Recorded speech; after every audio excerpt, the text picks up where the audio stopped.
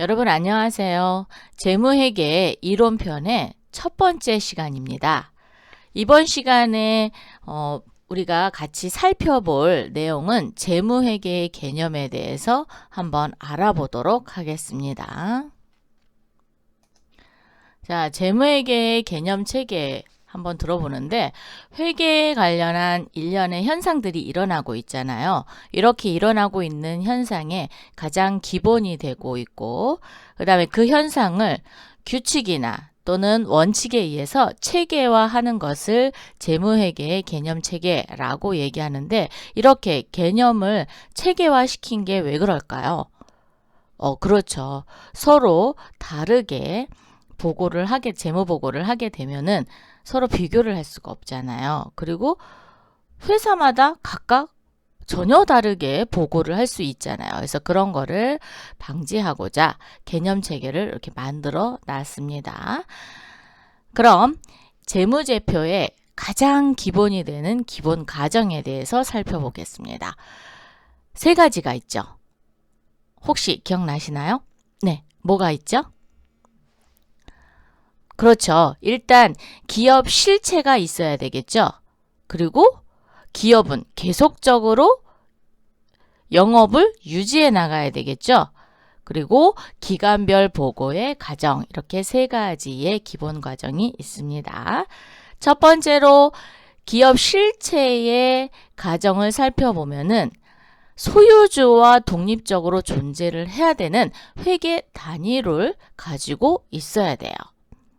그래서 회계 단위의 관점에서 재무 정보를 측정하고 보고하는 것을 기업 실체의 과정이라고 말하는 것입니다.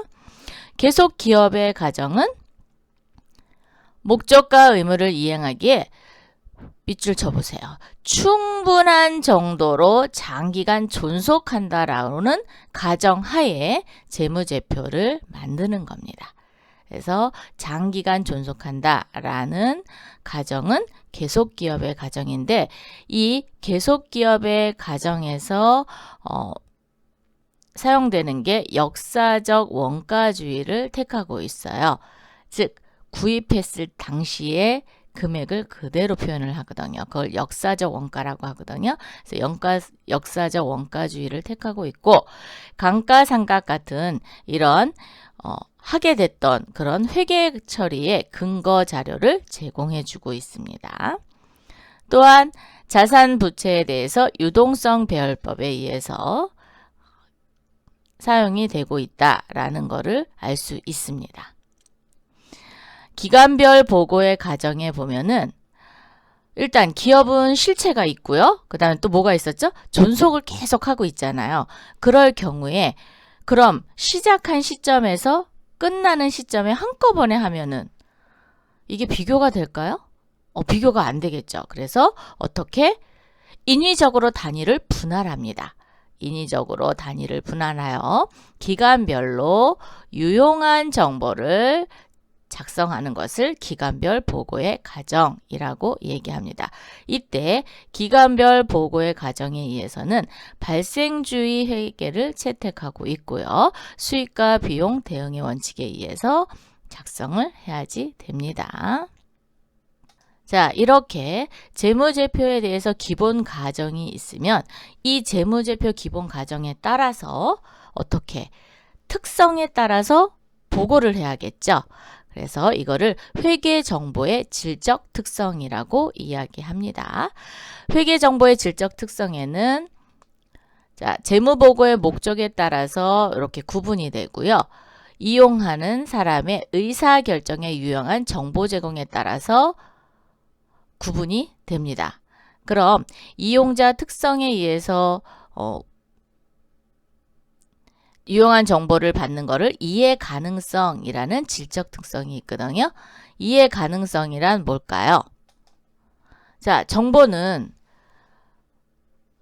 기업체 입장에서 자기들은 보기 쉬운데 우리 투자자 입장에서 잘 못 봐요. 그러면 그게 의미가 있을까요? 그렇죠. 의미가 없습니다. 왜? 나는 투자를 하고 싶은데 기업에서 오픈한 게 너무 너무 뭐 어려운 저기로 해놨다든가 아니면 정말 이해가 안 되게 표현을 해놨든가 그러면은 그 회사를 분석하는데 쉽게 하실 수가 없잖아요. 그래서 이해 가능성은 정보를 명확하고 간결하게 분류해서 특징을 지어서 표시하는 특성, 즉 이해가 가능하게 만든 그런 특성이라고 보시면 되겠습니다. 그리고 1차적 특성이 있는데 1차적 질적 특성에는 목적 적합성이 있고요. 신뢰성이 있습니다. 목적 적합성은 또 예측 가치가 있고 피드백 가치, 적시성이 있습니다. 그리고 신뢰성에는 표현의 충실성, 검증 기능성, 검증 가능성, 중립성 이렇게 있어요. 그럼 목적 적합성부터 또 살펴볼까요?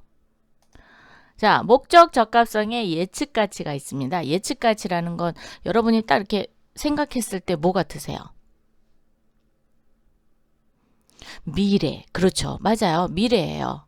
그래서 정보 이용자가 미래에 그 회사의 재무 상태라든가 경영 성과 또는 현금의 흐름 있죠. 이거를 예측하는데 아주 유용하게 활용할 수 있는 특성을 예측 가치라고 하는 거고요. 피드백 가치는 되돌아오는 거죠. 그죠? 그래서 과거의 기대치나 또는 예측치를 확인하거나 또는 수정하였을 때 이용자가 의사결정에 영향을 미칠 수 있는 정보의 특성이 피드백 가치가 되겠습니다. 그럼 적시성은요? 적시. 그렇죠. 딱 내가 필요로 할 때 빨리 나한테 보여줘야 되잖아요. 그래서 정보로서의 가치가 상실되기 전에 적절한 시기에 사용할 수 있도록 정보 이용자에게 제공해주는 특성이 적시성이 되겠습니다. 그럼 신뢰성에서 표현의 충실성은 뭘까요? 충실하다. 그러면은 어떤 느낌이 오세요? 그렇죠. 일단 정보가 왜곡이 되지 않아야 됩니다. 그래서 측정치를 표현하고자 할 때 거래 그리고 경제적 사건을 그대로 왜곡됨이 없이 표현해야 된다는 정보의 특성이 표현의 충실성이 되겠습니다. 그럼 검증 가능성은? 그렇죠. 다수의 서로 다른 측정자들이 경제적 동일한 사건에 대해서 계속 일어나서 측정 방법으로 다른 측정 방법으로 하게 되면 서로 다르지만 동일한 측정 방법으로 했을 경우에는 같다라고는 좀 표현하기 좀 그렇고요. 아주 유사한 결론을 도달하게 만드는 특성이 되겠습니다. 그게 검증 가능성이 됩니다. 중립성은 가장 큰 이유는요. 의사결정이나 판단에 영향을 미치지 않아야지 됩니다. 어떠한 그러니까 의도된 결과라든가 또는 성과를 아주 크게 유도할 목적으로 표시를 합니다. 이 표시된 게 투자하는 사람 아니면 뭐 채권자들이 의사를 결정하는데 영향을 미치면 안 돼요. 그게 중립성인 겁니다. 그런데 대부분 회사들은 어떨까요? 그렇죠. 우리 회사가 아주 성장 가능성이 많다. 그래서 우리 회사에 투자해다. 이렇게 많이 할 거 아니에요. 그걸 방지하는 차원에서 중립성이 있는 겁니다. 자, 2차적 질적 특성에는 비교 가능성이 있습니다. 자, 비교 가능성은 뭐 기업 간 비교한다든가 또는 기간별, 뭐 단기와 전기, 전전기 뭐 이렇게 비교하는 그런 비교 가능성. 그런데 이런 질적 특성에는 균형이 있어야 돼요. 그래서 상충 관계가 있습니다. 상충 관계란 뭐예요? 서로 안 맞는 거죠. 어떤 거를 했을 때는 이 부분이 높게 평가가 되고 어떤 부분을 좀 더 강조했을 때는 또 낮게 표현되고 이런 거를 상충 관계라고 합니다. 그래서 질적 특성강 상충 관계를 살펴봤더니 자, 목적 적합성에는 자산의 평가 방법이 공정가치법을 따르고 있어요. 그런 반면에 신뢰성은 원가법을 따르고 있습니다. 자, 원가법이라는 건 그렇죠. 과거에 내가 산 금액이고요. 공정가치법은 현재의 금액을 이야기합니다. 그러면 서로 어떻게 돼요? 가격 차이가 날 수가 있잖아요. 이거를 상충관계라고 하는 거예요. 그리고 수익의 인식 방법에서 목적 적합성은 진행 기준을 따르고 있고요. 신뢰성은 완성 기준을 따르고 있습니다. 그래서 서로 차이가 나요. 자, 손익에서 즉 수익과 비용을 계상하는데 목적 적합성은 발생주의를 따르고 있고요. 신뢰성은 현금주의를 따르고 있습니다. 신뢰성은 그만큼 그렇죠. 보여지는 거에 대해서 정확하게 표현을 하려고 하기 때문에 현금주의를 따르는 반면에 목적 적합성은 앞으로 일어날 미래에 대해서 해줘야 되잖아요. 그래서 발생주의를 따르고 있습니다. 재무제표는 중간 재무제표를 사용하고 신뢰성은 결산 재무제표를 사용하고 있습니다. 그래서 서로 상충관계를 나타내고 있다. 자, 제약 조건이 있습니다. 자, 질적수성의 제약 조건이 있는데 이 제약 조건은 효익과 비용 간의 균형, 중요성 이렇게 두 가지가 있어요. 효익과 비용 간의 특균형은 그런 거죠. 어떤 정보가 기대하는 그 수익 그 정보를 제공할 때, 자, 수익을 그 정보가 제공할 때 소요되는 비용보다 어떻게 해야 돼요? 자금은 작아야 될까요? 커야 될까요? 커야 되겠죠. 그게 효익과 비용 간의 균형이라고 얘기하고요. 중요성은 일반적으로 이렇게 항목들이 있잖아요. 그 항목들과 성격이 또는 금액의 크기가 이렇게 결정이 됩니다. 그런데 어떤 경우에는 금액의 크기와 관계없이 정보의 성격의 그 자체만으로도 중요성을 나타낼 수 있는 정보들이 있어요. 회계에서는 그런 정보들을 표현할 수 있는 게 중요성인 거예요. 그래서 가장 우리가 대표적으로 예를 드는 게 이런 거예요. 여러분 전화기, 자, 전화기를 샀습니다. 전화기를 샀는데 전화기가 요즘 얼마나 할까요?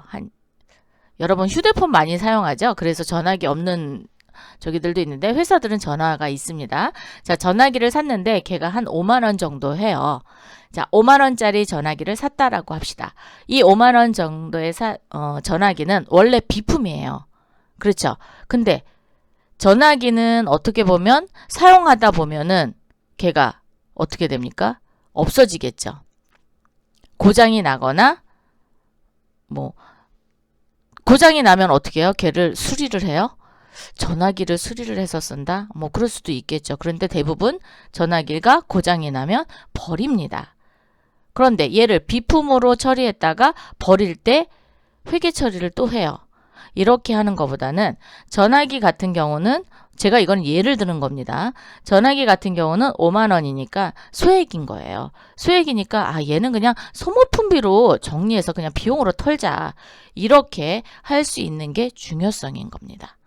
그래서 비용으로 털어버리면 나중에 없어지더라도 회계 처리를 안 해도 되잖아요. 이미 비용 처리했으니까. 그래서 그럴 경우에 주로 많이. 그래서 소모품과 관련돼서 소액의 자산인 경우에는 그냥 비용 처리하는 거예요. 이게 중요성에 해당이 됩니다.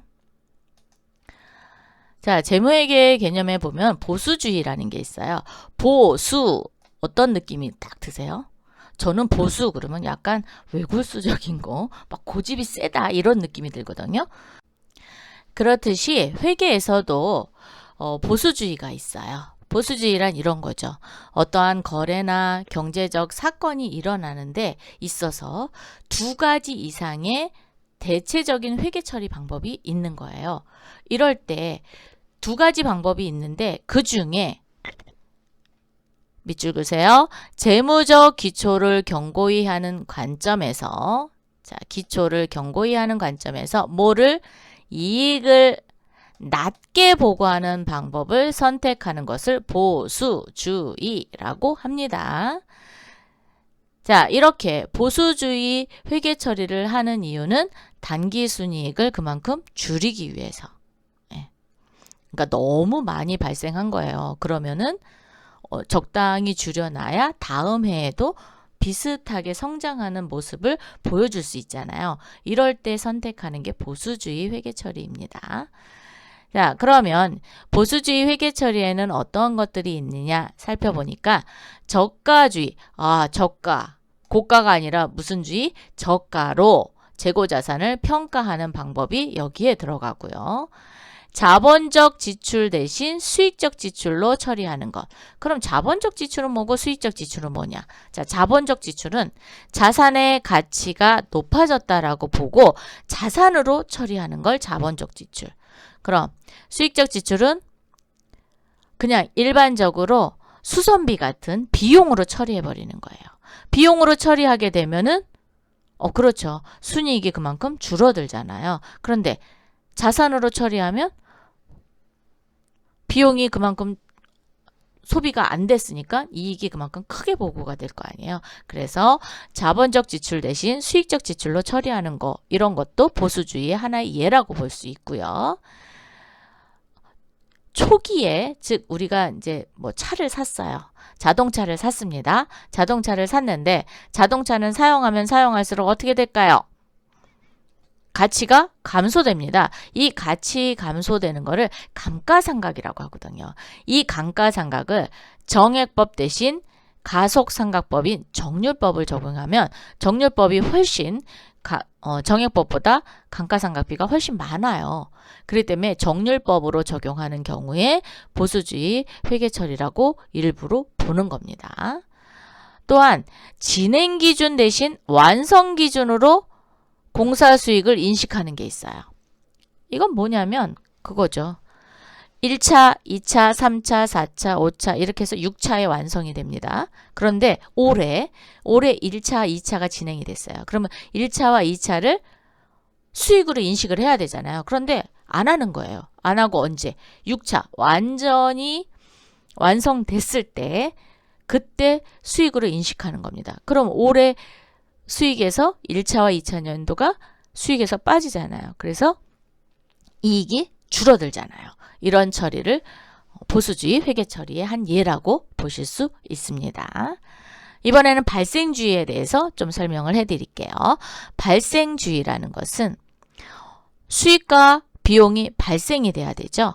그런데 수익과 비용이 발생한 거를 내 멋대로 작성하는 게 아니라 발생 기간에 정당하게 배분하는 것을 발생주의 회계 처리라고 이야기합니다. 수익과 비용은 현금이 거래될 수도 있겠죠.